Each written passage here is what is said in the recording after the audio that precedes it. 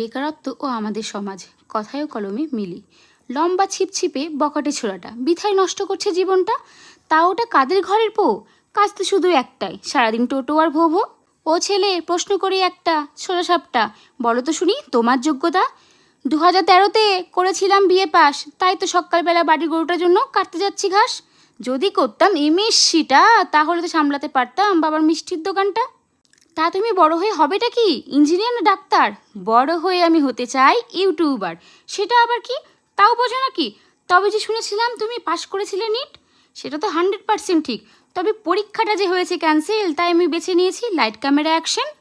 বলি কাকু, চাকরিটা না পেলে কোন বাবা তার মেয়ে দেবে হাতে তুলে? এই তো আমাদের সমাজ।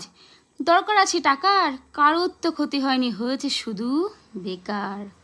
এ জীবনে আর হলো না হওয়া ডাক্তার, তাই আমি হতে চাই ইউটিউবার। Thank you. সমাজের সঙ্গে তালে মিলিয়ে তোমাদের জন্য আজ এটুকুই রাখলাম।